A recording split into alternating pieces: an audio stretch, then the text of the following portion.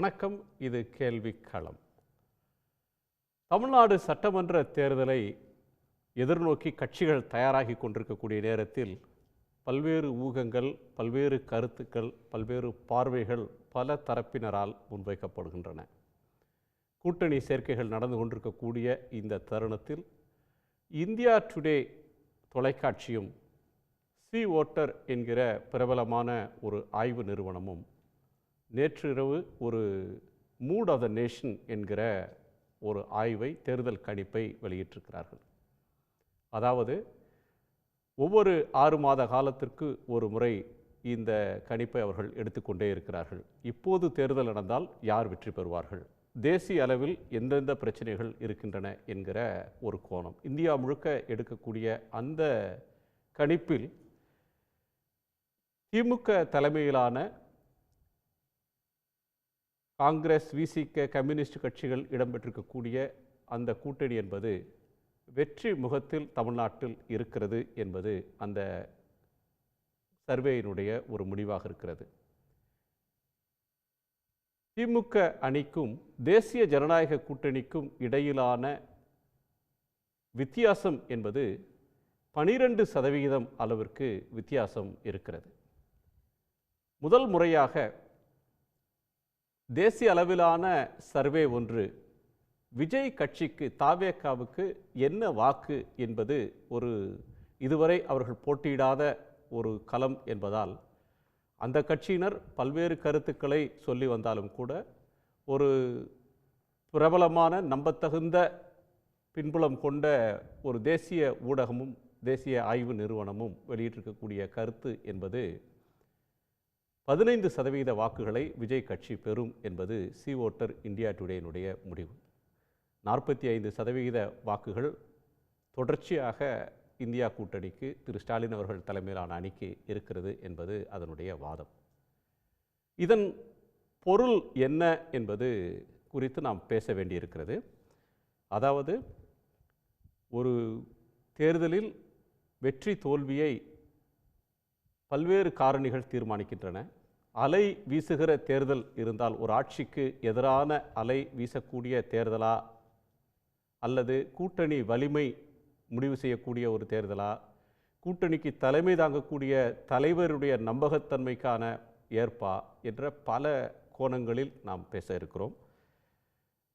நம்மோடு விடுதலை சிறுத்தைகள் கட்சியினுடைய பொதுச் செயலாளர், நாடாளுமன்ற உறுப்பினர் திரு ரவிக்குமார் அவர்கள், மூத்த பத்திரிகையாளர் திரு டி ராமகிருஷ்ணன் அவர்கள், அரசியல் விமர்சகர் திரு ரவீந்திரன் துரைசாமி அவர்கள், இதை போன்றே சர்வே தேர்தல் ஆய்வுகளை நடத்தி வரக்கூடியவரும் அரசியல் ஆய்வாளருமான பத்திரிகையாளர் திரு சுரேஷ்குமார், இவர்களோடு டாக்டர் சுமந்த் ஸ்ரீராமன் இணைய இருக்கிறார்.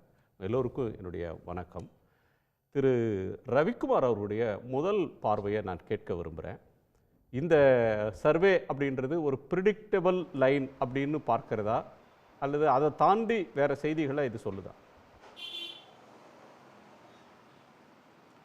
இந்த சர்வே ஓரளவுக்கு மக்களுடைய மனநிலையை சரியாக கணித்திருக்கிறது என்று தான் நான் கருதுகிறேன்.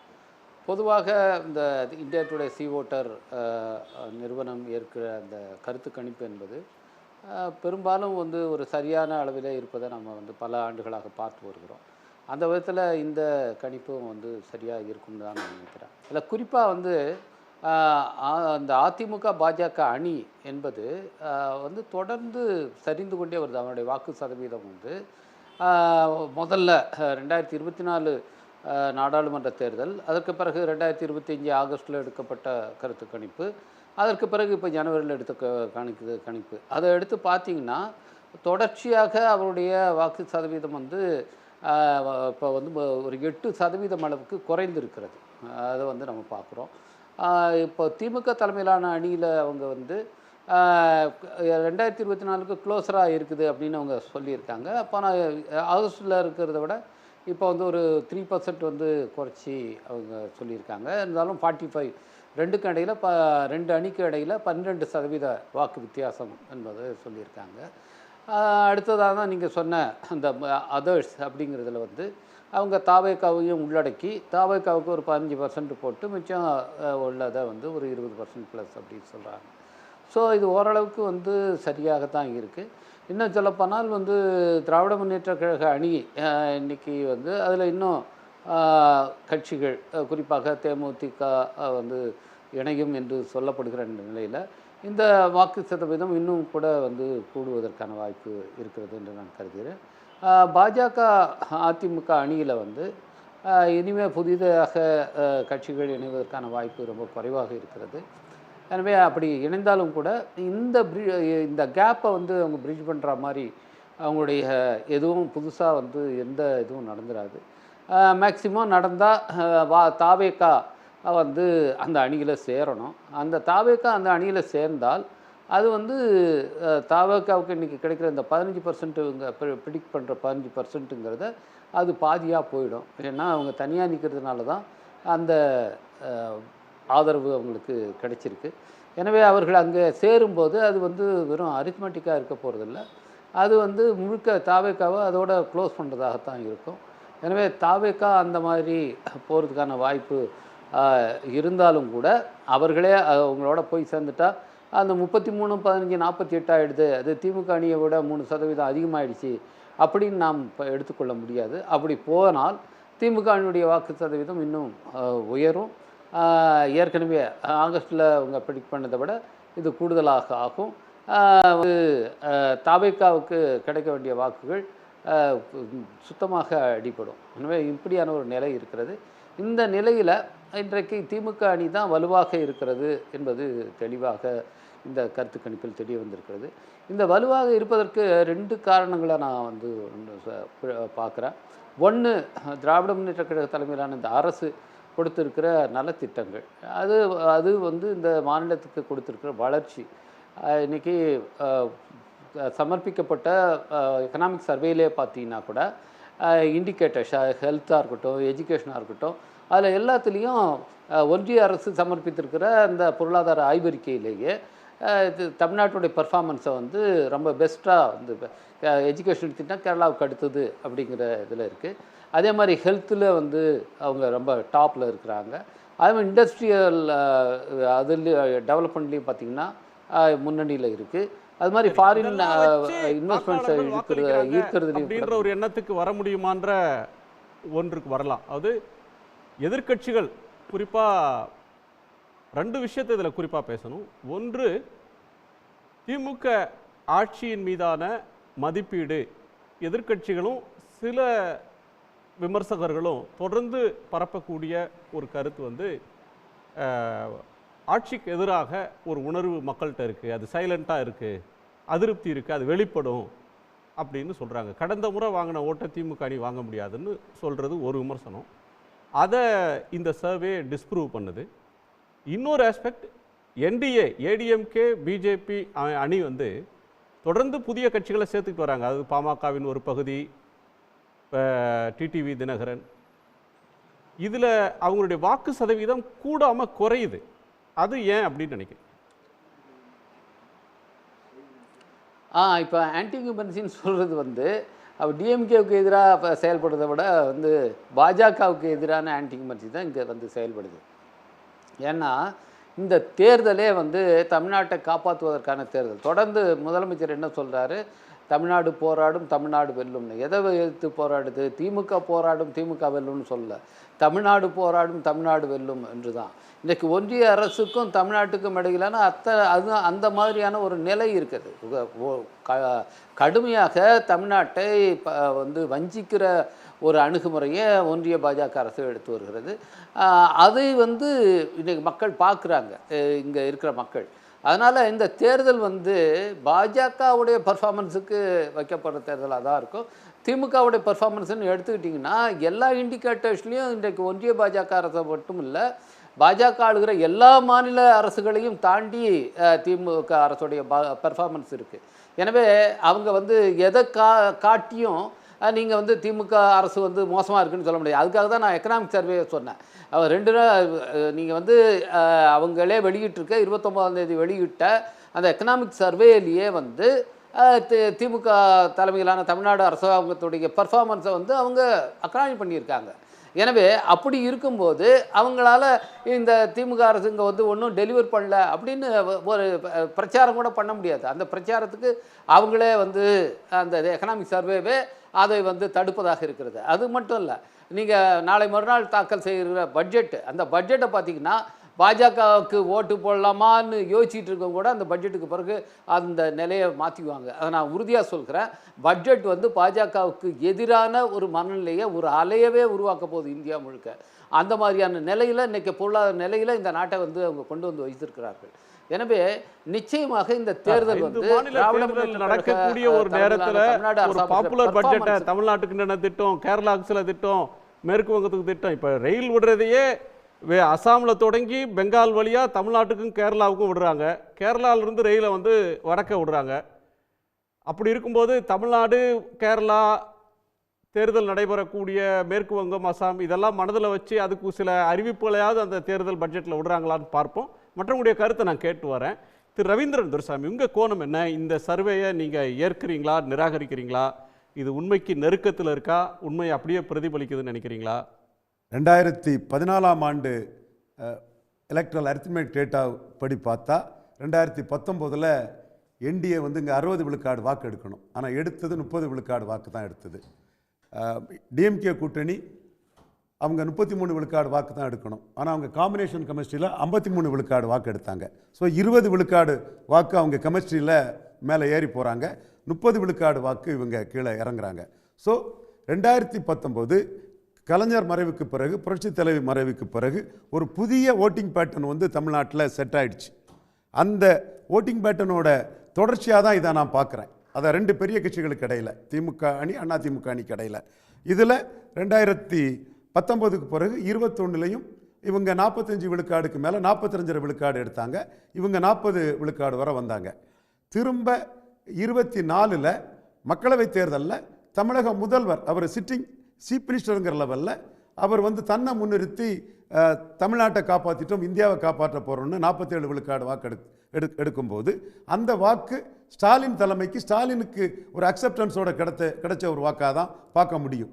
ஸோ இந்த 3 தேர்தலையும் வச்சு பார்க்கும்போது திமுக அணி ஒரு ஸ்டேச்சுரேட்டட் ஓட் பேங்க் ஆட்டு 45 விழுக்காடு வாக்கு தாண்டி தான் இருக்கிறாங்க. அக்னினி சுரேஷும் அதை தெளிவாக ஒவ்வொரு தேர்தல்களையும் சொல்லிட்டு தான் இருக்கிறாரு. அதுவும் கோயின்சைட் பண்ணக்கூடிய அளவுக்கு தான் இருக்குது.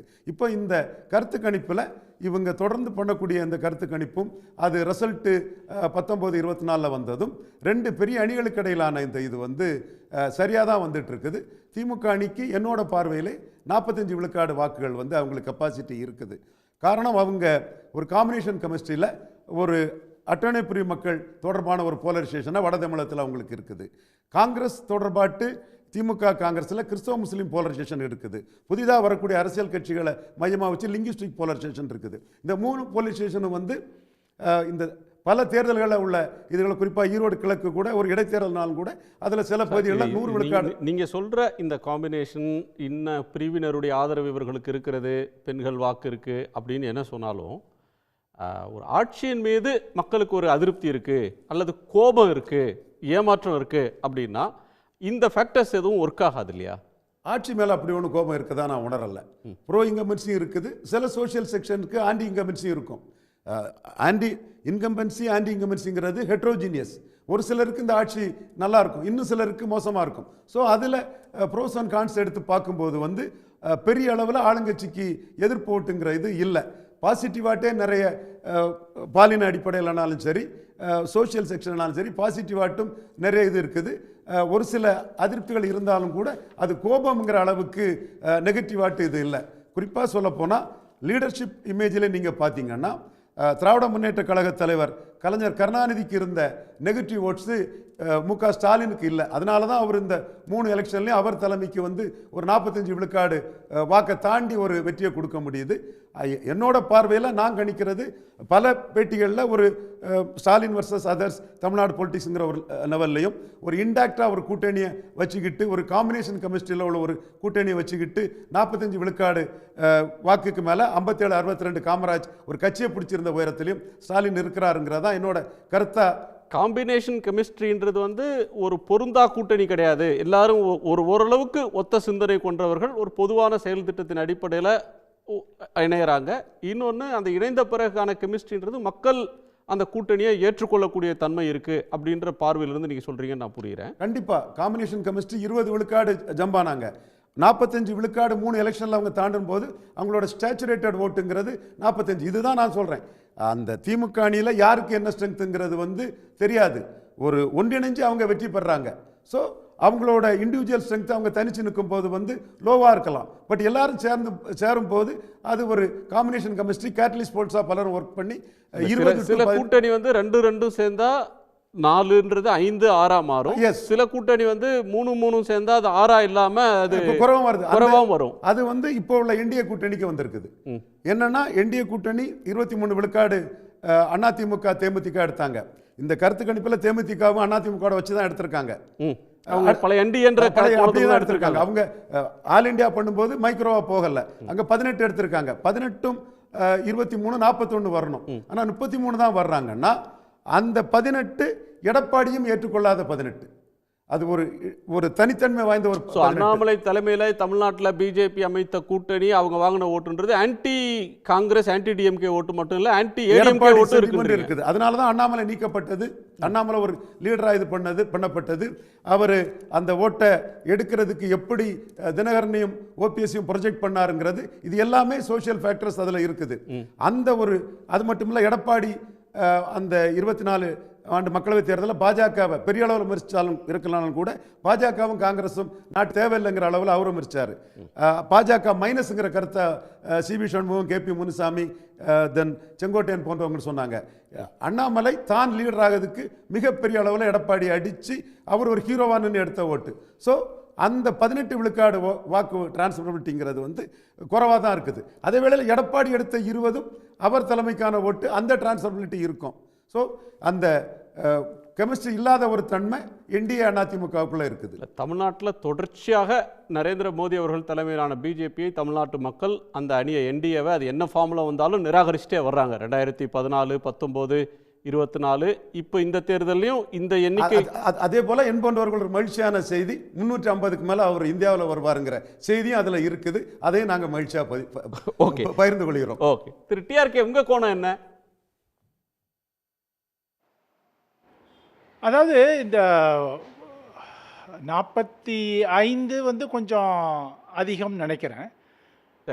அதே மாதிரி அவங்களுக்கு 33. அது பட் இந்த பாயிண்ட்டு வந்து அதாவது அடிப்படையில் ஒன்றும் பெரிய மாற்றம் இருக்க போகிறதில்ல. ஓகே, இந்த 2-3% புள்ளிகள் இவங்களுக்கு கொஞ்சம் அதிகமாக கொடுத்துட்டாங்க, இவங்களுக்கு கொஞ்சம் குறைவாக கொடுத்துட்டாங்கங்கிறது தான் என்னுடைய கருத்தை தவிர மற்றபடி ஓவராலாக அது வந்து அதாவது திமுக தலைமையிலான கூட்டணி முன்னணியில் இருக்கிறதுங்கிறதுல வந்து எனக்கு ஒன்றும் மாற்று கருத்து இல்லை.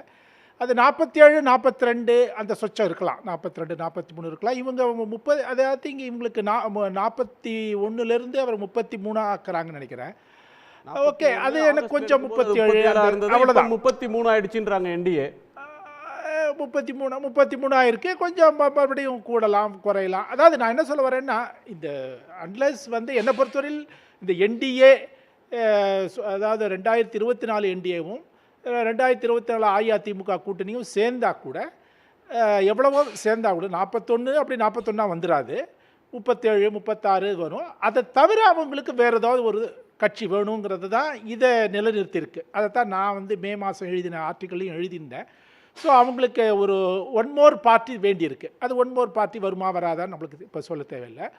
பட் பொதுவாக வந்து திமுகவிற்கு அந்த கூட்டணிக்கு 42 சொச்சம் வரும். ஏன்னா ஆன்டி இன்கம்பன்சி வந்து ஒரேடியாக இல்லைன்னு நான் சொல்ல மாட்டேன். கோபம் இருக்கிறதா, இந்த ஆட்சியை அகற்ற வேண்டும் என்ற உணர்வு இருக்கிறதா அப்படிங்கிறதெல்லாம் கொஞ்சம் டிகிரி ஆஃப் இது தான். Okay, difference. But anti incumbency இருக்குது மக்கள் மத்தியில்.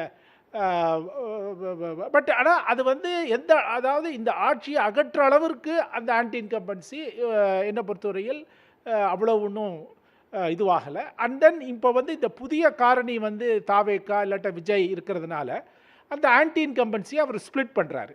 ஓகே, எந்த அளவிற்கு அவர் எடுத்துக்கொண்டு செல்வார் அப்படிங்கிறதுல ஒரு கருத்து வேறுபாடு இருக்கலாம்.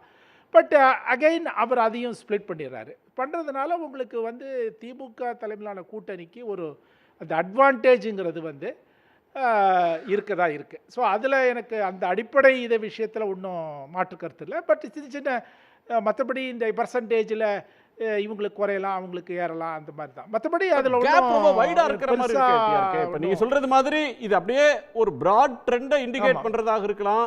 அது ப்ரிசைஸா அது 45ஆவும் 33ஆவும் இருக்கணும்னு இல்லை, 1-2 ப்ளஸ் ஆர் மைனஸ் இருக்கலாம். அது வரக்கூடிய நாட்கள்ல கேம்பெயினோ மற்ற தேர்தல் வாக்குறுதி, வேட்பாளர் அறிவிப்பு, என்ன பிரச்சனைகள் முன்னெடுக்கிறாங்க, என்ன அரசியல் புயல் வீச போகுதுன்றதை பொறுத்து அதனுடைய தன்மைகள் மாறலாம். பட் பிராட் ட்ரெண்ட் வந்து ஏற்கத்தக்கதாக இருக்கிறதா நீங்க உணர்றீங்களா? ஆமாம், ஏற்கத்தக்கதாக தான் உணர்றேன். அதில் ஒன்றும் சந்தேகமே இல்லை. அதாவது அதில் ஒன்றும் எனக்கு ஒன்றும் டவுட் இல்லை. ஒன்லி திங் வந்து இந்த இது பர்சன்டேஜ் வந்து அவங்க என்னை பொறுத்தவரையும் இந்த ஏடிஎம்கே பிஜேபி ப்ளஸ் அந்த இதுக்கு இருக்கு இல்லையா, அது கொஞ்சம் ரொம்ப குறைவாக கொடுத்துருக்காங்கங்கிறது என்னுடைய கருத்து. ஓகே, இதில் வந்து இது என்னுடைய இது. அந்த அளவிற்கு 41லேருந்து 33 அளவுக்கு குறைவதற்கு ஒன்றும் பெரிய அங்கே இது இல்லை. இப்போ என்ன ஓபிஎஸ் வரல, அவர் தேமுதிக வரல. ஓகே, இது ரெண்டும் சேர்த்தா கூட நீங்கள் ஒரு மேக்ஸிமம் ஒரு 3% ராமதாஸ் வச்சுக்கலாம். ஓகே, பட் அதான் ராம்தாஸ் இல்லை, அப்புறம் பிரேமலதா இல்லை. ஓகே, அவங்களை சேர்த்துக்கிட்டா நீங்க ஏன்னா வந்து ராமதாஸ் இல்ல, பிரேமலதா இல்ல, கிருஷ்ணசாமி இல்ல, ஆனா அவங்க எடுத்தது சேர்த்து தான் எடுத்திருப்பாங்க இல்லையா? ஓகே, எடுத்திருக்கலாம். அது நம்ம அவங்களுடைய மெத்தடாலஜி எப்படி பண்ணாங்கங்கிறது நம்மளுக்கு தெரியல. ஓகே, நான் இன்னும் ஸ்பெசிஃபிக்கா ஒன்னு கேட்கணும். இப்போ நீங்க வந்து ஏடிஎம்கே ஓட்டு டிசைசிவா குறைஞ்சிருக்கு அப்படின்ற ஒரு கோணத்தோட நம்ம சேர்த்து இன்னொரு புள்ளியை பார்க்க வேண்டியது இருக்கு. போன நாடாளுமன்ற தேர்தலோட ஒப்பிட்டா ஏடிஎம்கே பிஜேபி திரு அமித்ஷா சொன்னது மாதிரி இந்த 2 கூட்டணியை சேர்ந்தா 41% ஓட்டு வந்துருது அப்படின்னு அவங்க சொன்னாங்க. இப்ப அது 33ஆக குறையுது. அவங்க கூட்டணியில 8% வீழ்ச்சி. திமுக அணியில 39லிருந்து 47லிருந்து 45, அது ஒரு 2% வீழ்ச்சி. இப்ப விஜய் வாங்குற 15% அப்படின்றது புதிய வாக்காளர்கள் இருப்பாங்க, அன்டிசைடட், நான் கமிட்டட், இப்படி நிறைய பேர் இருக்கலாம். அதுல சேதாரம் இந்த பக்கம் இருக்கு அப்படின்னு புரிஞ்சுக்கலாமா? திமுகவை எதிர்க்கிறவங்க பை டிஃபால்ட் ஏடிஎம்கே பிஜேபி என்டிஏக்கு தான் போடணும்னு இல்லை, இன்னொரு ஆப்ஷன் வரும்போது ஏடிஎம்கேவோட சாய்ஸ், அவங்கள ப்ரிஃபர் பண்றவங்க எண்ணிக்கை குறையுது, அதை இண்டிகேட் பண்ணுதுன்னு புரிஞ்சுக்கலாமா? அதுவும் அதாவது இப்போ எனக்கு டிஎம்கே அலையன்ஸ் பிடிக்கலை அப்படின்னா எனக்கு ஏடிஎம்கே இருந்தது.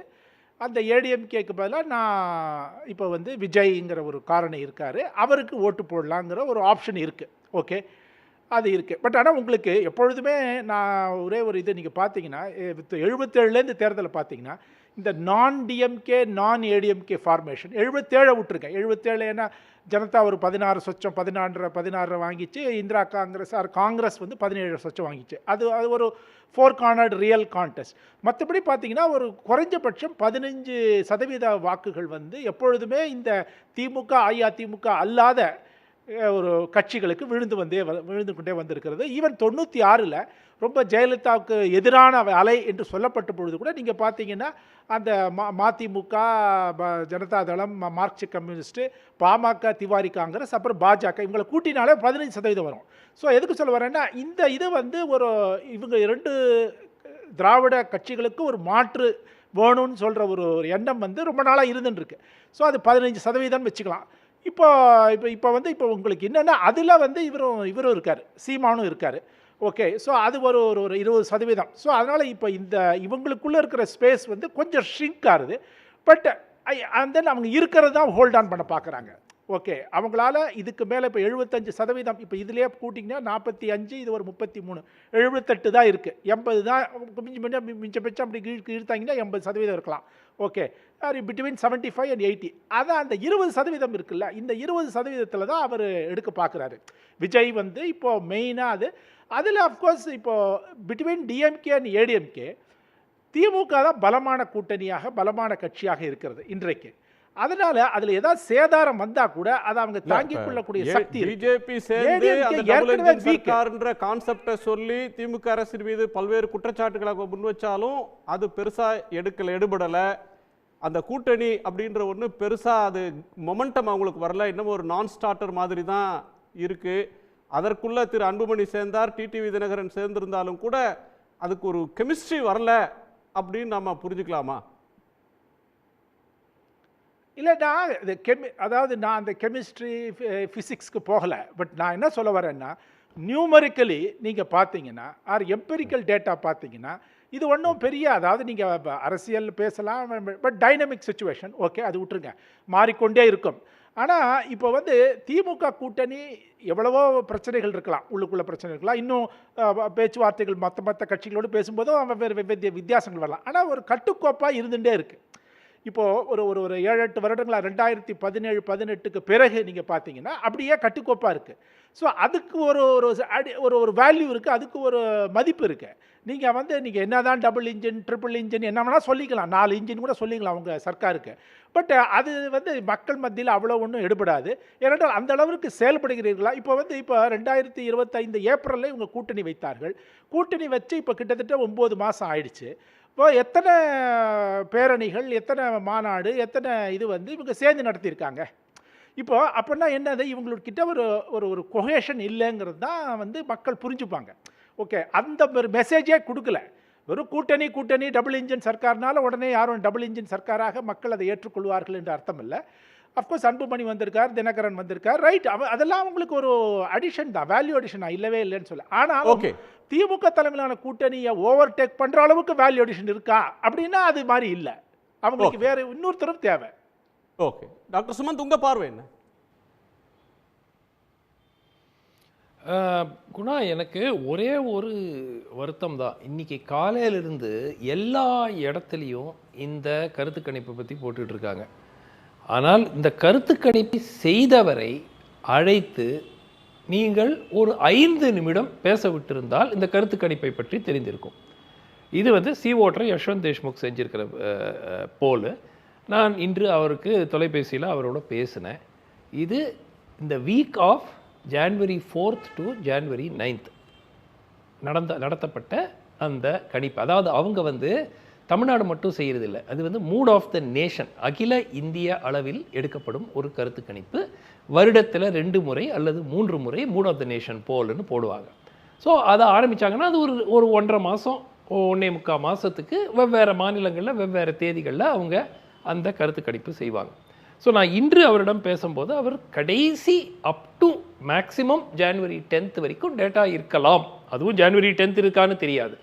ஸோ இதிலிருந்து நமக்கு என்ன புரியுதுன்னா, அந்த 4th to 9th பாட்டாளி மக்கள் கட்சி வந்து இங்கே கூட்டணியில் சேர்ந்ததே 7ஆம் தேதி. ஸோ 7ஆம் தேதி விட்டுட்டிங்கன்னா 8, 9 2 நாள் தான் அந்த ஓட்டர்ஸ் மட்டும்தான் அன்றைக்கி யார் கருத்து சொன்னாங்களோ அவங்க தான் பாட்டாளி மக்கள். Dinakaran of course later.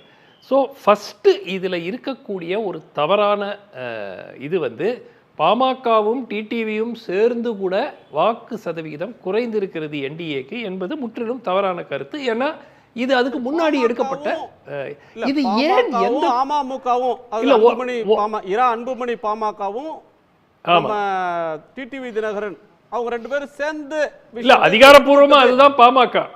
குணா இல்ல பெரியவர் வேற அவர் தான் பாமகன்னு சொல்றாரு, ரைட். அது இவர் ஒரு பிரிவு அவர் ஒரு பிரிவு, அது பாப்போம். ஆமா, இது நான் சொல்லல. இவங்க 2 பேரும் சேர்ந்தா எத்தனை பர்சன்டேஜ் ஆட் ஆகும் சொல்லுது? நான் சொல்லல குணா, தேர்தல் ஆணையம் சொல்லி இருக்குது. அத டாக்டர்னு ஏத்துக்கலங்க, பெரியவர் ஏத்துக்கலங்க, நான் தான் ஒரிஜினல்ங்கறாரு. அது நம்ம டிஸ்பியூட், நமக்கு அது டிஸ்பியூட் இல்ல. இப்ப ஒரு நிமிஷங்க. சரி, இல்ல அடிப்படையில் 2 விஷயம். இப்போ டிடிவி தினகரன் மற்றும் டாக்டர் அன்புமணி ராமதாஸ் சேர்ந்தால் நிச்சயமாக இந்த 33ங்கிறது நான் ஏற்றுக்கல, பட் 33ங்கிறது ஒரு 37. ஏன்னா பாமகவிடம் ஒரு 3%, 3.5% வாக்கு வங்கி, அன்புமணி அதாவது டாக்டர் ராமதாஸ் கிட்ட ஒரு 1% போனால் கூட ஒரு 3% இருக்கும், டிடிவி கிட்ட ஒரு 1.25% இருந்துச்சுன்னா ஒரு 4 அல்லது 5%. ஒன்று. ரெண்டாவது, இந்த கேள்வி கேட்கப்பட்ட கேள்வி பாராளுமன்றத்திற்கு இன்று தேர்தல் நடந்தால் நீங்கள் யாருக்கு வாக்களிப்பீர்கள்? இன்ஃபேக்ட் நான் இன்னைக்கு யஷ்வந்த் கிட்ட அந்த கேள்வியை 3 வாட்டி கேட்டேன். நீங்கள் என்ன கேள்வி கேட்டீங்கன்னு சொல்லுங்கள். பாராளுமன்றம் லோக்சபா எலெக்ஷன் இப்போ நடந்துச்சுன்னா நீங்கள் யாருக்கு வாக்களிப்பீங்க? இதுதான் கேட்கப்பட்ட கேள்வி. உங்களுடைய முதலமை ஆக்சுவலாக இதில் என்ன கொடுமை என்றால், அசம்பிளிக்கும் டேட்டா எடுத்திருக்காங்க, ஆனால் இது அசம்பிளி டேட்டா இல்லை. ஏன்னா அது மூட் ஆஃப் த நேஷன் போல் அப்படிங்கிறது அடுத்த வாரமோ இல்லை அதுக்கு அடுத்த வாரமோ எக்ஸாக்டாக எனக்கு தெரியாது. அவர் சொன்னது 4 தேர்தலுக்கு செல்லும் மாநிலங்கள் அசாம், கேரளா, பெங்கால், தமிழ்நாடு 4 மாநிலத்திற்கும் புதுச்சேரி வந்து நாங்கள் டேட்டாவை ரிலீஸ் பண்ணுறோம் அசெம்பிளி எலெக்ஷனுக்கு. ஆனால் இதில் 2 விஷயம். பாராளுமன்றத்துக்கு தேர்தல் இன்று நடைபெற்றால் நீங்கள் யாருக்கு வாக்களிப்பீர்கள்? அப்படியே டிராஸ்டிக்கா சேஞ்ச் இருக்கும்னு நினைக்கிறீங்களா நீங்க? இது ஒரு டெக்னிக்கலான ஆர்குமெண்ட்னு வச்சுப்போம். இப்ப யாரும் தமிழ்நாடு சட்டமன்ற தேர்தலுக்கான வாக்குப்பதிவு அவங்களும் சொல்லல, காலையில இருந்து எந்த ஊடகமும் சொல்லல. இன்று நாடாளுமன்ற தேர்தல் நடந்தா யார் வாக்களிப்பாங்க அப்படின்ற கோணத்துல தான் மொத்தமும் பேசிட்டு இருக்கிறோம். அது யாரும் வந்து இது சட்டமன்ற தேர்தலுக்காக எடுக்கப்பட்டது, உங்க preferred chief minister யாரு அதெல்லாம் கேட்டாங்களா? யாரும் அதெல்லாம் சொல்லல. நீங்க வந்து சட்டமன்ற தேர்தலுக்கு தமிழ்நாட்டுல அப்படியே மாறி வாக்களிச்சிருவாங்கன்னு நினைக்கிறீங்களா? ஃபர்ஸ்ட் ஆஃப் ஆல் 12% நான் முதலிருந்து சொல்லிட்டு இருக்கேன். திமுக கூட்டணிக்கு கூடுதலாக இருக்கக்கூடிய பர்சன்டேஜ் வந்து 4லிருந்து 5%. 12% இருப்பதற்கு வாய்ப்பு கிடையவே கிடையாது. விஜய் இருந்து விஜயோடைய கட்சி வந்து சூப்பராக பண்ணால் கூட அது வந்து 12% ஆவதற்கு வாய்ப்பே கிடையாது. உங்களுக்கு நினைவு இருக்கலாம், 2011 அதிமுகவுக்கும் திமுகவுக்கும் வித்தியாசம் 11%. ஸோ அது வந்து ஒரு வேவ் எலெக்ஷன், உங்களுக்கு நினைவு இருக்கலாம். ஸோ நல்ல வேவ் எலெக்ஷன் தாங்க அது. அதுல என்ன சந்தேகம்? எலெக்ஷன்லயே 11%. எதுங்க 2Gயோட பீக்கு அதாங்க. இது வந்து ஒரு வேவ் எலெக்ஷன் இல்லை. அதிருப்தி இருக்கிறது, ஆனால் அலை என்று நான் எங்கேயுமே பார்க்கல. ஸோ நானும் ஏற்றுக்கொள்கிறேன், எதிர் அலை திமுகவுக்கு எதிராக வீசுகிறது என்று நான் சொல்ல மாட்டேன். அதிருப்தி நிச்சயமாக இருக்கிறது. நாட் சோ மச் முதலமைச்சருக்கு எதிராக இருக்கிறதா என்றால் அவ்வளவு இல்லை. ஆனால் கட்சி மீதும் பர்டிகுலராக எம்எல்ஏஸ் வந்து நிறைய பேர் ரீநாமினேட் ஆனாங்கன்னா அவர்களுக்கு வெற்றி வாய்ப்பு குறையும். ஸோ இதில் வந்து ஒரு சிம்பிள் ஈக்குவேஷன் நம்ம போட முடியாது. அடிப்படையாக இப்போ தினகரன் எடுத்துக்கங்க. தினகரன் அவர்களுக்கு 1% ஓட்டு இருக்கலாம், ஆனால் அது கான்சென்ட்ரேட்டட் ஓட்டு. அது இருக்கிறதே 30 தொகுதியிலையும் 25 தொகுதியில். அங்கே சில தொகுதிகளில் 10% இருக்குது, 12% இருக்குது, 6% இருக்குது, 7% இருக்குது. ஸோ அது இஸ் மோர் இம்பார்ட்டன்ட். அதே மாதிரி பாமக கான்சென்ட்ரேட்டட் ஓட். ஸோ பல மாநிலங்களில் நம்ம பார்த்துருக்கோம், 1%, 2% வரைக்கும் குறைவாக வாக்கு சதவீதம் பெற்ற அணி தேர்தல் அதிக இடங்களை பெறுகிறது. ஸோ இது right now it is too premature. என்னுடைய கணிப்பு என்னவென்றால் 42லிருந்து 43 திமுக கூட்டணி, 38லிருந்து 39 தேசிய ஜனநாயக கூட்டணி. இதுதான் என்னுடைய கணிப்பாக இருக்கும். பட் ஆஃப்கோர்ஸ் இது தேர்தல் தினகரனையும் சேர்த்து சொல்றீங்க. 39ன்றது 2 பேரும் சேர்த்தா அதை விட்டுமா? ஆமாம் சேர்த்து சொல்றேன். டிஃபரன்ஸ் இன்று திமுக முன்னணியில் இருந்தால் அது 4லிருந்து, நான் முதல் நாள்ல இருந்து சொல்லிட்டு இருக்கேன், இப்போ இல்ல 6 மாசமா சொல்லிட்டு நெட் பாயிண்ட் நீங்க சொல்றதா நான் எப்படி புரிஞ்சுக்கிறேன்? எதிர்ப்பு அலை அப்படின்றது ஒண்ணு இல்ல, அதிருப்தி இருக்கு, எதிர்ப்பு அலை இல்ல, 12% கேப் இருக்கு இவங்களுக்கும், முதல் டீமுக்கும் 2வது டீமுக்கும் அப்படின்றது இல்ல. அந்த கேப் மேபி 4 to 5% அப்படின்றீங்க. நான் திரு சுரேஷ் அவருடைய கோணத்தை கேட்கிறேன். திரு சுரேஷ், நீங்களும் நிறைய தேர்தல் கணிப்புகளை தொடர்ந்து நடத்திட்டு இருக்கிறீங்க.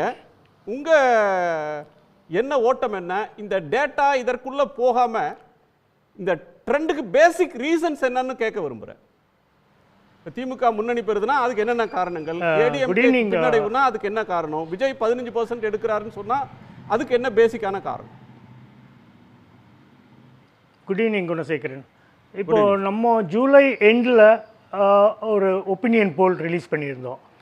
அப்போது we gave DMK alliance 43%, ADMK alliance was 33%, 35%, and we gave Vijay 11%. Now 10 days முன்னாலேயே we had put DMK alliance centering towards 45%. 15 days ஆச்சு நாங்கள் போட்டு. ADMK is becoming weak, especially in West Zone. It's becoming very weak. And as Mr. Ramakrishnan said, there is anti-incumbency wave இருக்குது DMK government மேலே. But day by day, the image of Mr. M.K. Stalin is increasing. அதனால அந்த anti-incumbency is slowly going down. That is the other reason இப்போ வந்து அந்த 45%. அது இல்லாமல் sea voter வந்து the striking rate of sea voter is tremendous. Except last parliamentary polls 2024, வேறு எல்லா எலெக்ஷன்ஸும் தேவர் நியர்பை ப்ளஸ் ஆர் மைனஸ் 3%.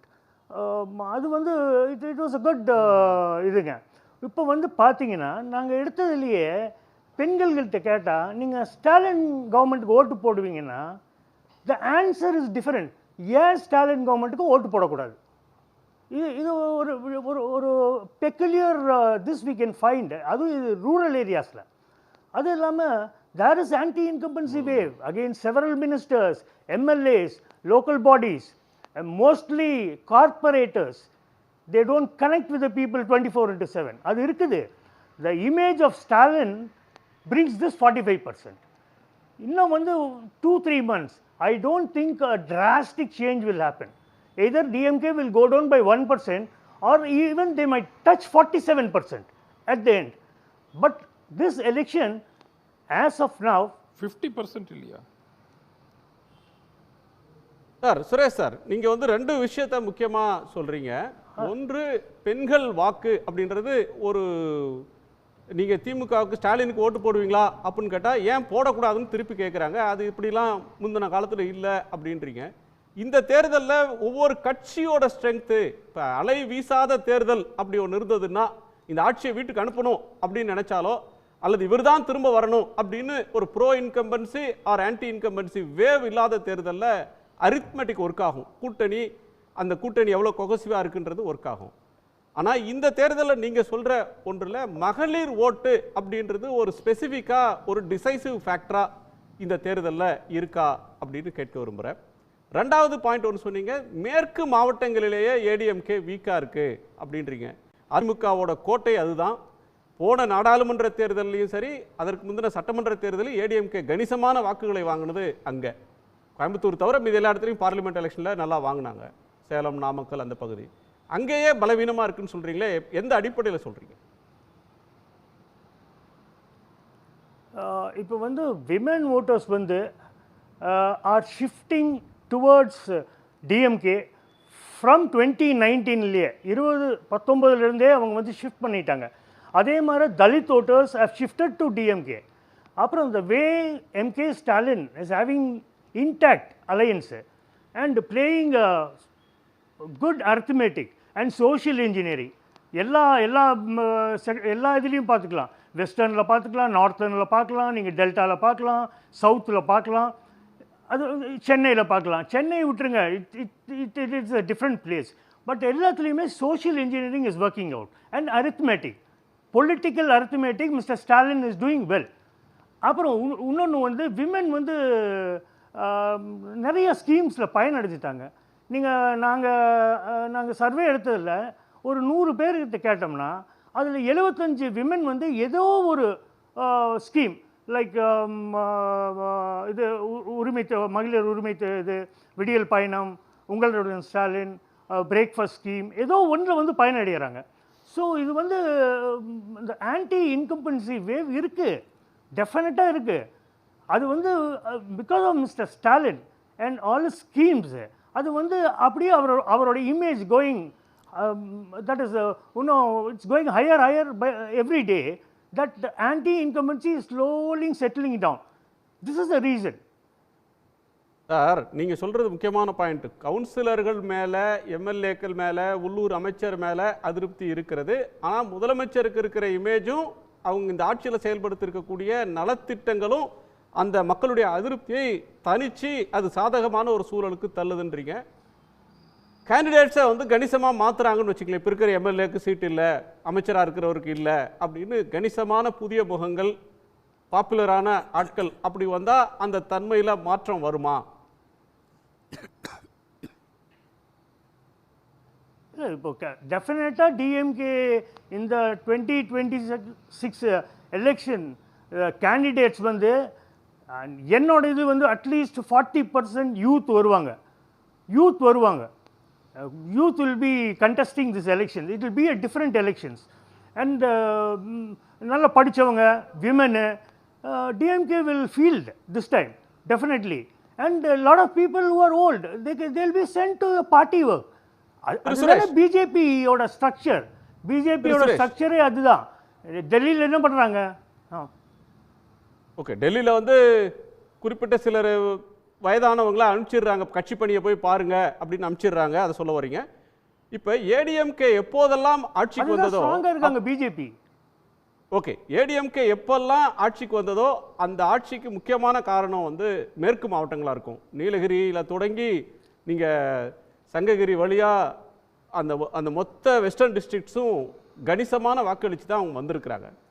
அதிமுகவோட திரு எடப்பாடி பழனிசாமி அவர்களுக்கு இப்போ தலைமைக்கு வந்த பிறகு அது அதிமுகவோட ஒரு ஸ்ட்ராங் பெல்ட். அது அங்கே சரிவு அப்படின்னு சொல்கிறத எப்படி ஏற்றுக்கிறது? அதுக்கு பாரம்பரிய வாக்குகள் ஏடிஎம்கேக்கு இருக்கிற பகுதி, அது கோபிச்செட்டிப்பாளையமாக இருக்கலாம், சத்தியமங்கலமாக இருக்கலாம், அல்லது நீங்கள் அவனாசி எந்த பகுதியில் அந்த பக்கம் போனீங்கனாலும் ஏடிஎம்கேவுக்கு முன்னணி தலைவர்கள் இருப்பாங்க, கணிசமான வாக்குகள் உண்டு. அந்த வாக்காளர்கள் ஷிஃப்ட் ஆகிட்டாங்களா? அவங்க வந்து அந்த கட்சியில் இப்போ இல்லையா? என்ன இந்த மாற்றத்துக்கு வீழ்ச்சி காரணம்? இப்போது நாங்கள் சர்வே வந்து நீலகிரிஸ், கோயம்புத்தூர், திருப்பூர், ஈரோடு, நாமக்கல், கரூர், சேலம், கிருஷ்ணகிரி, தருமபுரி முடிச்சிட்டோம். இப்போது Nilgiris DMK alliance to sweep 3 seats. Interestingly, Coimbatore, DMK is in lead in 7 seats out of 10. Last time DMK was routed. அதே மாதிரி Tiruppur also they are faring well. Western zone எல்லாமே they are faring well. இது reason வந்து நான் Kongu Vellalar, Kongu Vellalar, everybody are going to the DMK alliance. That is what happened in 2024 election also. அது வந்து social engineering நல்லா பண்ண ஆரம்பிச்சிட்டாங்க டிஎம்கே. அது mister Stalin is doing a very good job. Social engineering, arithmetic, keeping the alliance intact. This is the main reason. இப்போ western ஜோன்லேயே இப்படி போச்சுன்னா அந்த 45% is confirm what C voter is given. Okay, இந்த தேர்தல் கணிப்பு சம்பந்தமாக மூத்த பத்திரிகையாளர் திரு என் ராம் அவர்கள்ட்ட கேட்டோம். அவருடைய பார்வைகளை இப்போ பார்க்கலாம். இது வந்து ரொம்ப பெரிய கேப், இது பெரிய லீடு திமுக தலைமை வைக்கக்கூடிய அலையன்ஸில். அதாவது இன்றைக்கி லோக்சபா எலெக்ஷன் நடந்தால் எப்படின்னு கேட்டிருக்காங்க. அது வந்து கட்டாயமாக கிரவுண்டில் பதிவு வைக்கிறோம். அசம்பிளி எலெக்ஷன்லேயும் 12% பாயிண்ட்ஸ் வந்து பெரிய லீட். இது வந்து இஃப் திஸ் ஹோல்ஸ் இது வந்து 200 சீட்டுக்கு மேலே டிரான்ஸ்லேட் ஆகும். கிளியர் ரிசல்ட்டுக்கு இண்டிகேஷன். ஏன்னா இந்த சி ஓட்டர் இந்தியா டுடே நடத்துகிற போலுக்கு நிறைய நம்பிக்கை கொடுக்கக்கூடிய தன்மை உண்டு, ஒரு ட்ரெடிஷன் உண்டு. அதனால் இது சீரியஸாக இருக்குது. அதர்ஸ் வந்து 22%, அதாவது விஜய் மீதி எல்லாம் சேர்த்து 20, சீமான் எல்லாம் சேர்த்து 22%. இது வந்து ரியலிஸ்டிக்காக தான் இருக்குது, க்ரெடிபிளாக தான் இருக்குது. அதனால் இன்றைக்கி திமுக வந்து டிசைசிவ் லீடில் இருக்காங்க. இந்த அளவுக்கு லீடுன்னு நான் எதிர்பார்க்கல. என்டிஏ 37%, அது குறைஞ்சிருக்கு. என்டிஏனா அதிமுக தலைமையில் இருக்கக்கூடியது பிஜேபி. டிஎம்கே 48லேருந்து 45, விஜய் அந்த அன்றைக்கி 15% அதர்ஸ் இருந்து இன்றைக்கி அது 22%. அது விஜயோட எஃபெக்ட் என்று சொல்லலாம். ஆனால் இதில் அந்த கேப் வந்து அதிகமாக இருக்குது. நம்பர் 1 நம்பர் 2க்கு கேப் அதிகமாக இருக்குது, 12% பாயிண்ட்ஸ். அதனால் தமிழ்நாட்டில் இந்த அசம்பிளி எலெக்ஷனில் வந்து ரொம்ப இப்போ பிக்சர் ரொம்ப கிளியர் ஆகிவிட்டது. இதில் திமுக தலைமையில் இருக்கக்கூடிய அணி இன்றைக்கு ஒரு பெரிய வெற்றிக்கு தான் எதிர்பார்க்க முடியும். இந்த இதில் அந்த வெற்றியை எதிர்நோக்கி போய்கொண்டிருக்கிறது. ரிலிஜன் பேசிஸில் அரசியல் நடத்துறது பிடிக்காது தமிழ் மக்களுக்கு. ஓவர்வெல்மிங் மெஜாரிட்டி என்று சொல்லலாம். அவங்களுக்கு வந்து அது பிடிக்கவில்லைங்கிறது எலெக்ஷன் ஆஃப்டர் எலெக்ஷன் தெரிஞ்சு விட்டது. எவ்வளவு பணம் செலவழிக்கிறாங்க, எவ்வளவு எஃபர்ட் செலவழிக்கிறாங்க, பெரிய தலைவர்கள்லாம் வராங்க. பிரதமர் மோடி, அமித்ஷா எல்லாம் வந்து என்னென்னலாம் பேசுகிறாங்க. ஆனால் இங்கே எடுபடலை. அது இந்த மண்ணில் அது எடுபடலை. அது that has to be analysed why என்று. அதுக்கு ஒரே சிம்பிள் ஆன்சர் வந்து மக்களுக்கு அதை பிடிக்கவில்லை. சமுதாயத்தை இந்த ரிலிஜன் பேசிஸில் பிரிக்கிறதுக்கு பிடிக்கவில்லை. அதுதான் அந்த அரசியல் இவங்களுக்கு பிடிக்கவில்லை. எந்த அகில இந்திய அரசியல் கட்சியும் இங்கே தலைமை வைக்க முடியாது, பெரிய அளவுக்கு முன்னேற முடியாதுங்கிறது 1967லேருந்து பழைய விஷயம், அது தெரிஞ்ச விஷயம். இன்றைக்கி அது புதுப்பித்துக்கு இருக்குது. It has been refreshed and made clear again. இந்த போல் அதுக்கு ஒரு அதை ரிஃப்ளெக்ட் பண்ணக்கூடிய ஒரு ஃபைண்டிங்ஸு நமக்கு கொடுத்துருக்கு. ஓகே, திரு ரவிக்குமார் அவர்கள்ட்ட கேட்கணும். திரு சுமந்த் சில கன்சர்ன்ஸை சொன்னார். ஏடிஎம்கே உடைய வாக்குகள் இவ்வளவு குறைவாக இருக்க வாய்ப்பில்லை, டிஎம்கே வாக்குகள் இவ்வளவு அதிகமாக கொடுத்துருக்கிறது மாதிரி இருக்குது அப்படின்னும், இது நாடாளுமன்ற தேர்தல் அப்படின்ற ஒன்று அடிப்படையாக வச்சு எடுத்தது, இது சட்டமன்ற தேர்தலுக்கு இது இப்படியே தான் ரிஃப்ளெக்ட் ஆகுமா அப்படின்ற பல கேள்விகளை கன்சர்ன் இல்லை குணா, சில கொஸ்டின்ஸ் வச்சுக்கோமா. அவர்கிட்ட பேசிட்டு சொன்ன ஃபேக்ட். ஓகே, இல்லை இல்லை யஷ்வந்த் கிட்ட நீங்கள் ஃபோன் பண்ணி கேட்டிங்கன்னா உங்ககிட்டயும் அதான் சொல்ல போகிறாரு. நான் அவர்கிட்ட இன்னைக்கு பேசினேன், அதுக்காக சொல்கிறேன். இல்லை டிராவலில் இருந்தார், அதனால அவருடைய பேட்டி எடுக்க முடியல. 4ஆம் தேதியிலிருந்து 9ஆம் ஒரு நிமிஷம் யஷ்வந்த் தேஷ்முக் எனக்கு நண்பர் தான். அவருடைய பேட்டியை கடந்த காலங்களில் சன் டிவியில் எடுத்து நான் போட்டிருக்கேன். இன்னைக்கு அவர் இன்டர்நேஷனல் டிராவல்ல இருக்கார். அவரை இல்ல தொடர்பு கொண்டு எடுக்க முடியல, பேட்டியா எடுக்க முடியல. இல்ல என்கிட்ட பேசினார் இன்னைக்கு. ஓகே திரு ரவி குணா, நான் என்கிட்ட பேசினாரு, பேசி 4ஆம் தேதியிலிருந்து 9ஆம் தேதி இதுல நம்ம பார்க்க வேண்டியது வந்து இது சொன்னாரா இல்லையான்னு கேளுங்க. இந்த தேர்தல் இப்போ பாராளுமன்ற தேர்தல் நடைபெற்றால் என்ன நடக்கும் அப்படின்ற கேள்வியை அவங்க முன்வைத்து இந்தியா முழுக்க எடுத்திருக்கிறாங்க. ஆனாலும் கூட இங்கே தமிழ்நாட்டை பொறுத்தளவில் அது பாராளுமன்ற தேர்தலுக்காக நீங்கள் ஓட்டு போடுவீங்களா, சட்டமன்ற தேர்தலுக்காக ஓட்டு போடுவீங்களா அப்படின்றது இல்லை. இப்போ வரப்போகிற தேர்தல் அப்படிங்கிற முறையில் இது சட்டப்பேரவை தேர்தலுக்கான ஒரு கருத்து கணிப்பு அப்படின்னு தான் நம்ம எடுத்துக்க வேண்டியிருக்கு. இந்திய அளவில் பிற மாநிலங்கள் தேர்தல் நடைபெறாத மற்ற மாநிலங்களில் வேணால் இது வந்து பாராளுமன்ற தேர்தலுக்கான கருத்து கணிப்பாக இருக்கலாம். மேற்கு வங்கமோ கேரளாவோ தமிழ்நாடோ புதுச்சேரியோ இதெல்லாம் வந்து சட்டமன்ற தேர்தலுக்கான கருத்து கணிப்பு என்பது போல தான் நாம் மேற்கொள்ள வேண்டும். அதில் இன்னும் வந்து திரு ராமகிருஷ்ணனாக இருந்தாலும் சரி, சுமந்த் ஸ்ரீராமனாக இருந்தாலும் சரி, அவங்க வந்து இந்த கேப் இன்னும் கொஞ்சம் குறைவாக இருக்கலாம். இது வந்து ரொம்ப அந்த கேப் இவ்வளவு பெரிய கேப் கொடுக்குறாங்க, அது வந்து அவ்வளோ ரியாலிஸ்டிக்காக இல்லை என்பதை மட்டும்தான் அவர்கள் சொல்கிறாரே தவிர இந்த லீடு வந்து திமுக அணிக்கு இருக்கிறது என்பதை அவர்கள் மறுக்கவில்லை. இவங்க ரெண்டு பேருமே அவங்க மறுக்கலை.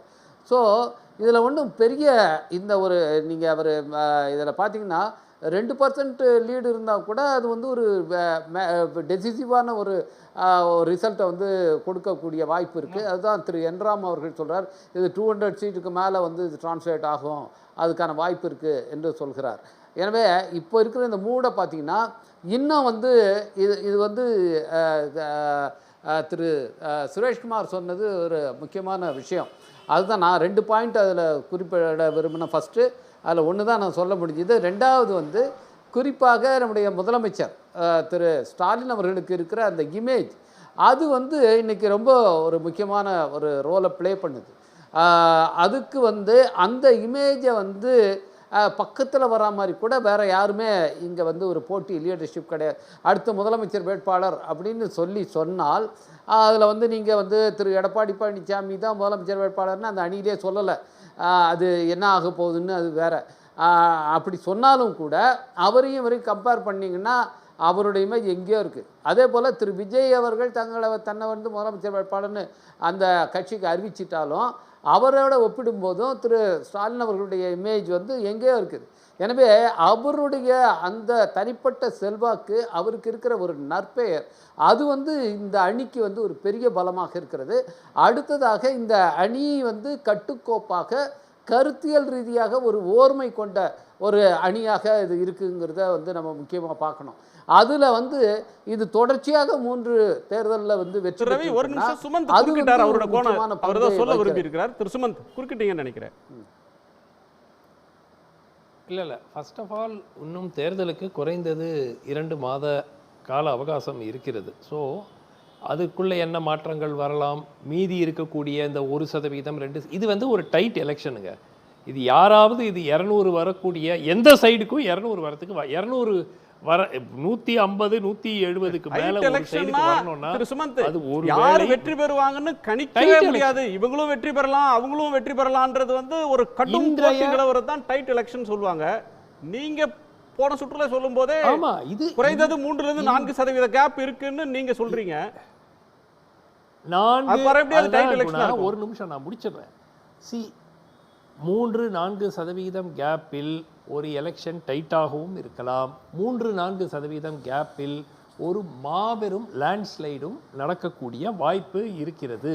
தயவு செய்து பாருங்கள். இப்போ உதாரணத்துக்கு இந்த சி ஓட்டர் வந்து ஹரியானாவில் என்ன சொன்னாங்க, காங்கிரஸுக்கு 58லேருந்து 68 சீட்டு, பிஜேபிக்கு 20 சீட்லேருந்து 28 சீட்டுன்னாங்க. என்ன ஆச்சு? சமீபத்தில் சி ஓட்டர், இதே சி ஓட்டர் சொன்ன எக்ஸிட் போல் நாட் ஈவன் 2 மாதத்துக்கு முன்னாடி இல்லை, எக்ஸிட் போலில் கொடுத்த நம்பர் வந்து 60லேருந்து 68. இன்னொரு எக்ஸாம்பிள் கொடுக்குறேன். 51% 2016 இதே சி ஓட்டர் வந்து இருக்கும். எல்லாரும் வந்து டிஎம்கே ஜெயிக்கும் அப்படின்னு சொன்னப்ப சி ஓட்டர் தான் வந்து தமிழ்நாட்டில் ஜெயலலிதா அவர்கள் தலைமையில் அதிமுக ஜெயிக்கும்னு சொன்னாங்க. 1% டிஃபரன்ஸ்ல 134 சீட் ஏடிஎம்கே எடுத்தது.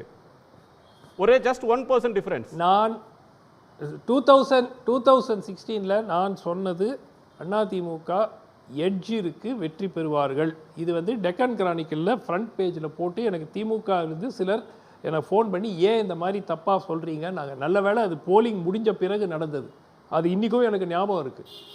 ஏன்னா என் நண்பர்கள் சிலர் ஃபோன் பண்ணி ஏன் இந்த மாதிரி இதை ஸ்டேட்மெண்ட்டை கொடுத்தீங்க, கொங்கு பெல்ட்டில் நாங்கள் ஸ்வீப் பண்ணுறோம் நான் சொன்னேன் கொங்கு பெல்ட்டால் தான் உங்களுக்கு இந்த எலெக்ஷன் போகும்னு. அதே தான் நடந்தது. ஸோ இதெல்லாம் ரெக்கார்டில் இருக்குது, நான் பேச வேண்டியதில்லை. It is there in public eye. நான் சொல்கிற பாயிண்ட் வந்து இது இன்றைய சூழலில் இது ஒரு டைட் எலெக்ஷன்.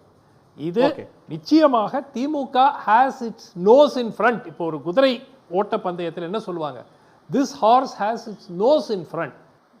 அடுத்த சுற்றுல பேசிக்கலாம்.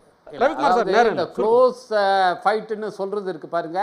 இந்த க்ளோஸ் ஃபைட்டுன்னு சொல்றதுக்கு பின்னால வந்து ஒரு ஸ்ட்ராட்டஜி இருக்குது. அதாவது பாஜக எப்பயுமே என்ன பண்ணுவாங்கன்னா, ஒரு க்ளோஸ் ஃபைட்டுங்கிற மாதிரியான ஒரு சூழலை வந்து ஒரு நேரேட்டிவை கன்ஸ்ட்ரக்ட் பண்ணுவாங்க. முதல்ல ஒரு எலெக்ஷனுக்குள்ளார ரொம்ப க்ளோஸ் ஃபைட் வந்துருச்சுங்கிற மாதிரியான ஒரு நேரேட்டிவை கன்ஸ்ட்ரக்ட் பண்ணிவிட்டு அப்போ தான் வந்து அவங்க அந்த கடைசி நேர தில்லுமுல்களை செய்கிறதுக்கு வந்து அதை வந்து ஒரு வாய்ப்பாக பயன்படுத்துவாங்க.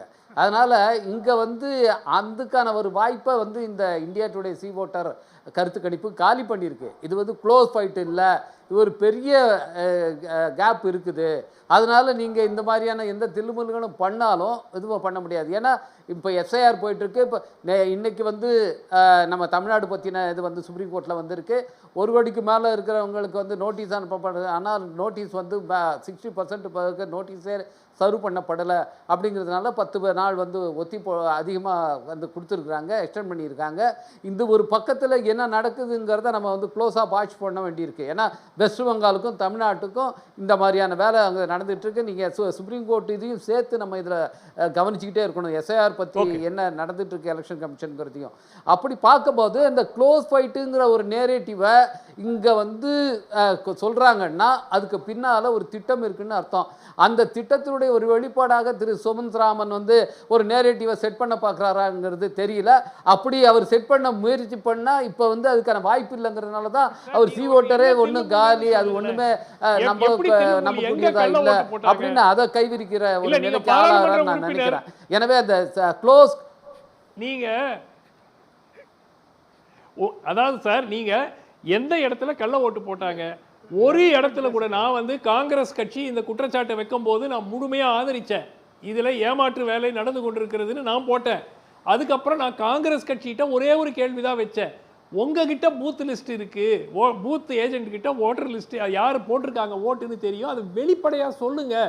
இந்த மாதிரி 3 வாட்டி 4 வாட்டி பேர் வரவங்க யாராவது 2 வாட்டி ஓட்டு போட்டிருக்காங்க, இல்ல ஒரே வீட்ல கூட 300 பேர் இந்த வார ஃப்ரண்ட் லைன்ல பிகார் 100 பேர் ஓட்டு போட்டுருக்காங்கன்னு காட்டுங்கன்னா ஒடிசா தேர்தல் நடந்துச்சு. பிஜு ஜனதா தளமும் எலெக்ஷன் கமிஷன் தேர்தல் முடிந்த உடனே ஒரே நேரத்துல நாடாளுமன்ற தேர்தலுக்கும் ஒரே வாக்காளர் போய் 2 பேருக்கு ஓட்டு போட்டு வரார். ஒரு எம்பி தேர்தலுக்கு ஒரு எம்பிக்கு ஒரு ஓட்டு, எம்எல்ஏக்கு ஒரு ஓட்டு. கரெக்ட். ஆனா ஒரே பூத்ல டிஸ்கிரிபன்சி இருக்கு. எலெக்ஷன் கமிஷன் ஆதாரபூர்வமான அதிகாரபூர்வமான பதில தரல, தில்லுமுள்ளு பண்ணிருக்காங்க. போன வாரம் ஃப்ரண்ட் லைன்ல இருக்க என்ன தில்லுமுள்ளு எப்படி செஞ்சாங்க? இல்ல இதுல இன்னவனையும் சொல்ல வர்றாரா, இன்னைக்கு உச்சநீதிமன்றத்துல முன்வைத்த வாதத்தை முதல்ல நாங்க என்ன வந்து விடுதலை சிறுத்தைகள் கட்சி சார்பாகவும் நாங்க வந்து உச்ச நீதிமன்றத்தில் வழக்கு தொடுத்திருக்கோம். அதுல நாங்க வச்சிருக்க வாதத்தை என்னன்னு நீங்க போய் பார்க்கணும். என்ன ஆர்குமெண்ட்ஸ் நாங்க வைக்கிறோங்கிறத பார்க்கணும். நீங்க எவ்வளவு பேரை டெலீட் பண்றீங்க, எவ்வளவு பேரை ஆட் பண்றீங்கங்கறத வந்து சொல்லவே இல்லை. போய் ஒரு நிமிஷம் டிஆர்கே குறுக்கிட்டார். ஒரே நிமிஷம் டிஆர்கே கேட்கலாம். ஒரு செகண்ட் டிஆர்கே தான் சொல்ல இல்ல நான் என்ன சொல்ல வந்தேன்னா நான் என்ன சொல்ல வந்தேன்னா சுமத் ராமன் ரொம்ப பேசிட்டாரு. எனக்கோ ரவீந்திரனுக்கும் இந்த வாய்ப்பை கொடுங்கன்னு தான் சொல்றேன். ஓகே, எங்களுக்கு இப்ப என்ன டைம் முடிஞ்சிட்டு இருக்கு.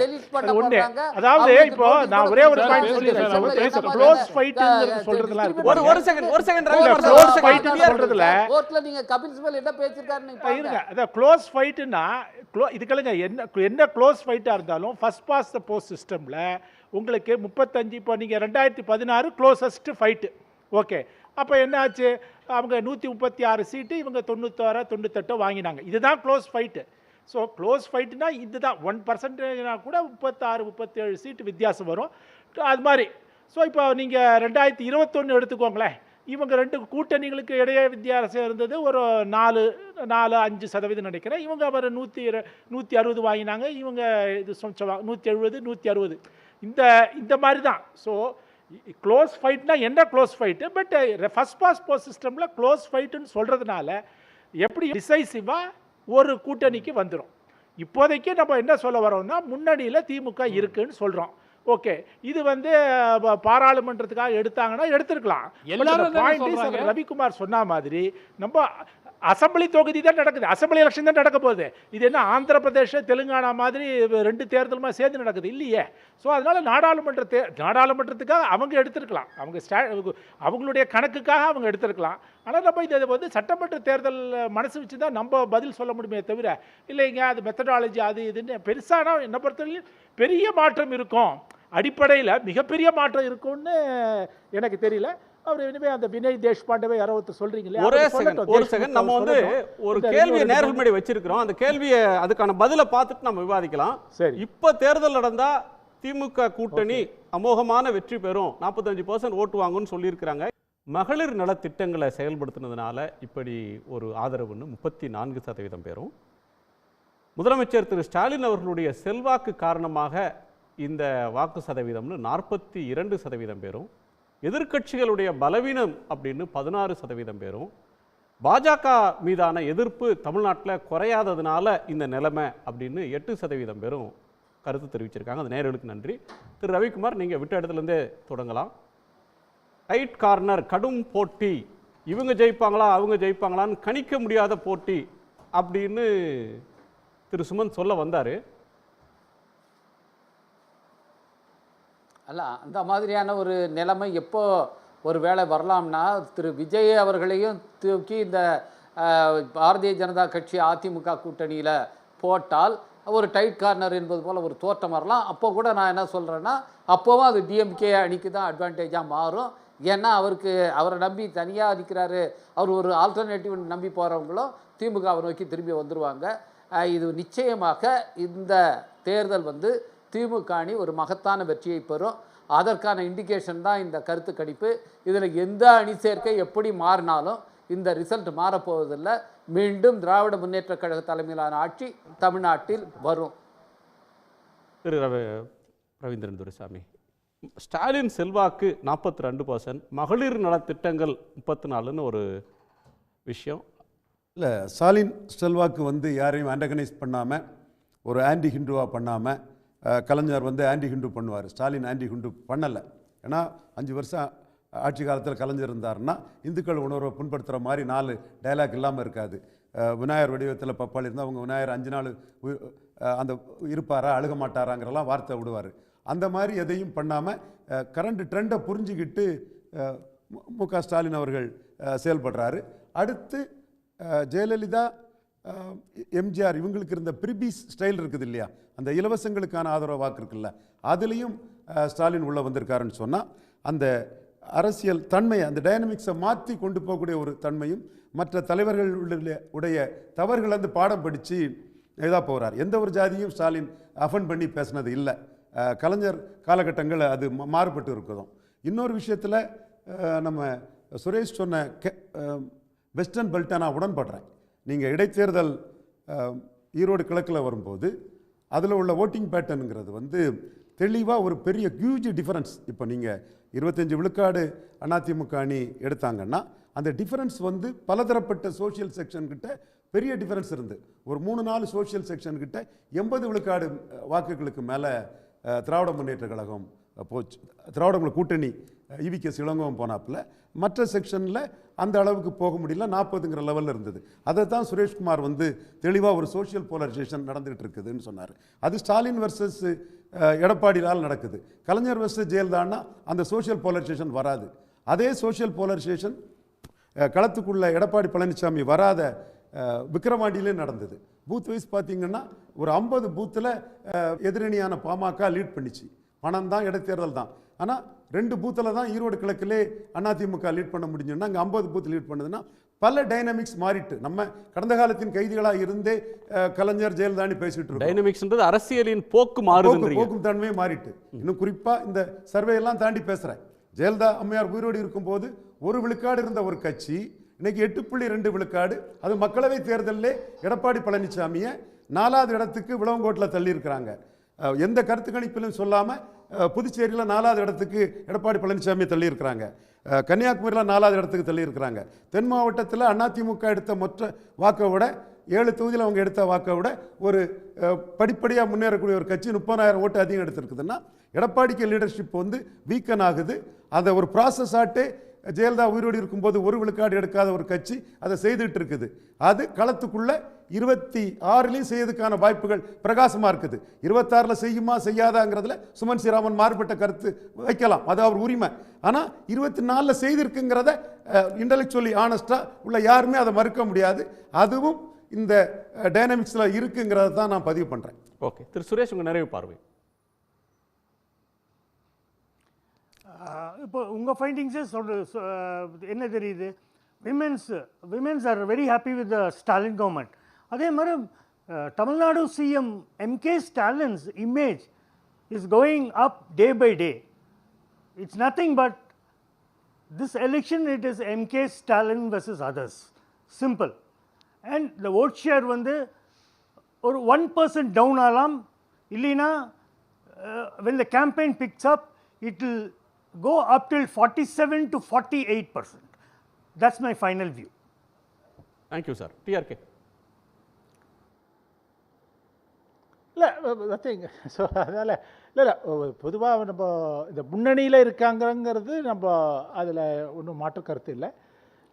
வாக்கு சதவீதம் முன்ன பின்ன இருக்கலாம், அவ்வளோதானே தவிர அது மட்டும் அஇஅதிமுக அந்த பாஜக கூட்டணிக்கு இப்போ இருக்கிற வரப்போகின்ற கட்சிகளை தவிர இன்னொரு கட்சி வந்தால் தான் அது களம் வந்து மாறுமே தவிர மற்றபடி எண்ட் ரிசல்ட் தனியரசை சொல்கிறீங்களா? திமுக கூட்டணிக்கு தான் சாதகமாகணும். இன்னொரு கட்சி சீமான் மாதிரியான ஒரு கட்சி, ஏன்னா அவங்களுக்கு ஒரு இல்லை தனியார் பாவம்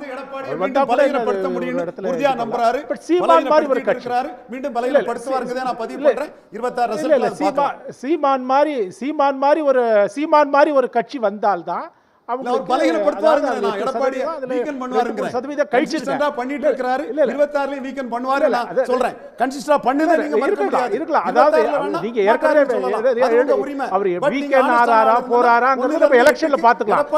நிமிஷம் நான் பேசி முடிச்சா நீங்க பேசுங்க. ரவீந்திரன் நீங்க ஒரு நிமிஷம் இருங்க, நான் பேசும்போது குறுக்க பேசாதீங்க. அதனால அவர் வீக்கன் ஆறாரா இல்லையாங்கிறது எலெக்ஷன்ல பார்க்கலாம். பட் நான் என்ன சொல்ல வரேன்னா 2-3% குறையும். பட் அந்த 4 to 5% அவங்களுக்கு வேண்டி இருக்கு. ஏன்னா அந்த கேப் இருக்கு, அந்த கேப் அவங்களால ஃபில்லே பண்ண முடியாது. அதுதான் என்னுடைய கணிப்பு. குறுக்க பேச வேண்டிய இடங்களால தான் பேசினேன். நன்றி, மிக்க நன்றி. கேள்விக்களம் மக்களின் மேடை. உடனுக்குடன் செய்திகளை தெரிந்து கொள்ள சன் நியூஸ் பெல் ஐகானை கிளிக் பண்ணுங்க.